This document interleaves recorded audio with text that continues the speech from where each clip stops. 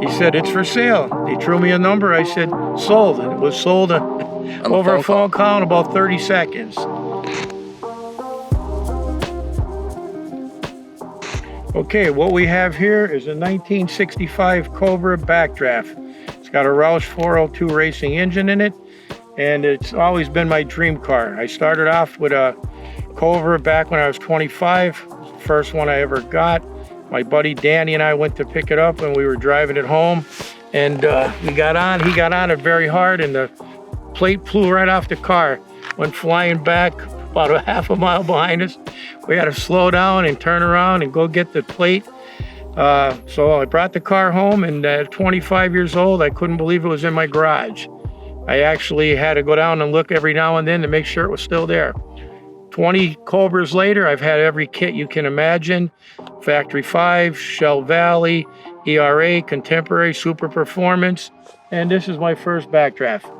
After driving all the other ones, they were nice cars. I really like the Backdraft. It's got a lot more leg room, the BMW suspension, the Roush motor, power steering, four-wheel power disc brakes. The car is a pleasure to drive and performs unbelievable. This is my son Kyle. He likes the newer stuff.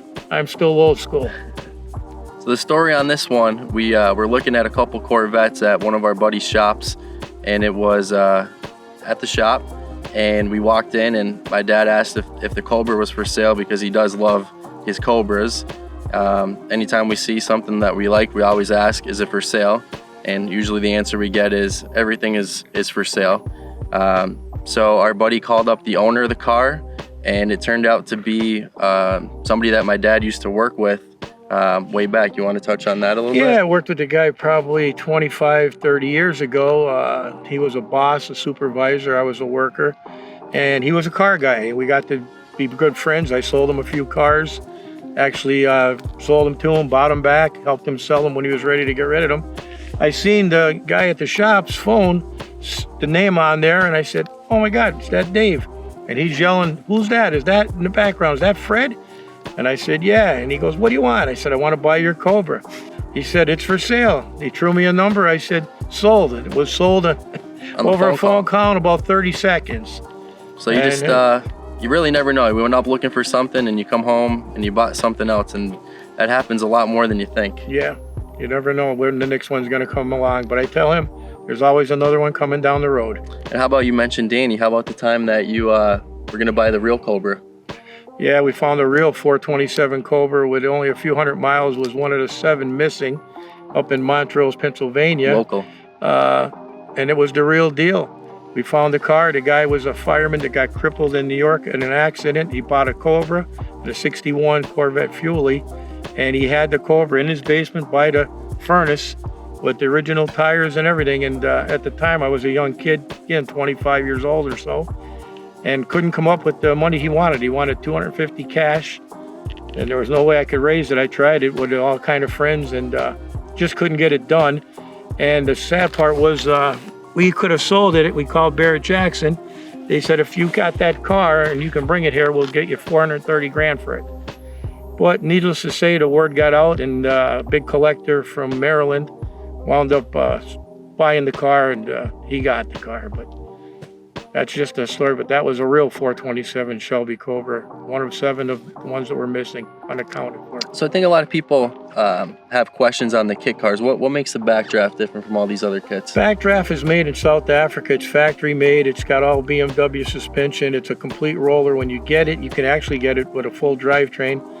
This particular one came in, and Suncoast Motors put the motor and the 5-speed Tremec trans in it. So it's, you know, you're getting a professionally built car.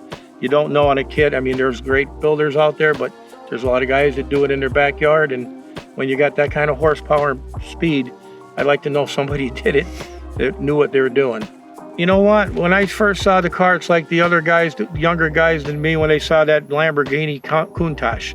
And they had a picture of Farrah Fawcett on their wall, and they had a picture of the Countach. I had a picture of a Cobra. Never dreaming that I'd own one, but I wanted to own one.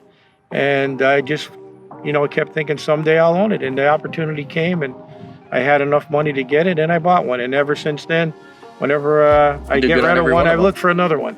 Been done good on every one? Yeah, I've done well on every one of them. It seems like it's like a Corvette. It's somebody's dream car.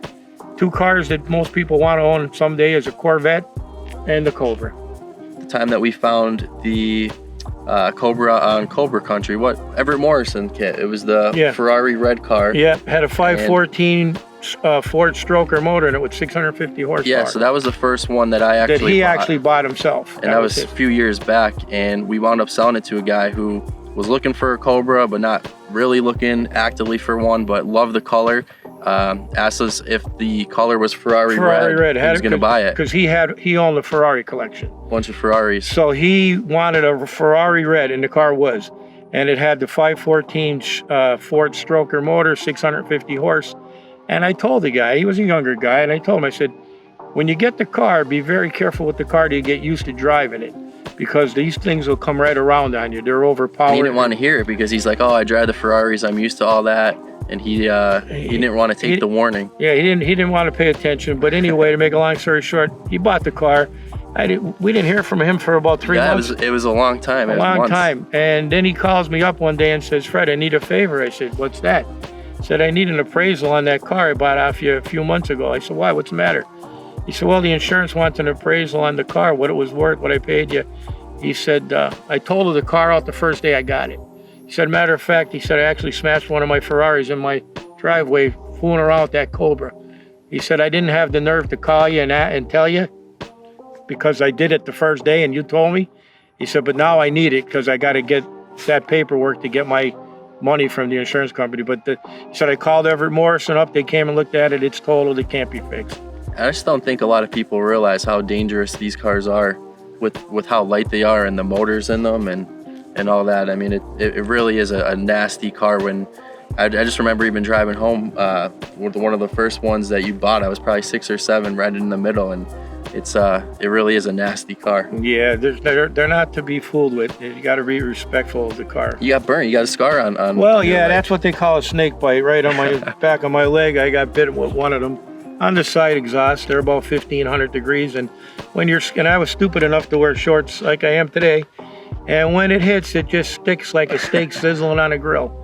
But you'll learn after a while. You'll learn to be a lot more careful when you get in and out of them when they're hot. You got the snake bite from the Cobra. Yeah, that's what it is. You're branded. You're branded with it.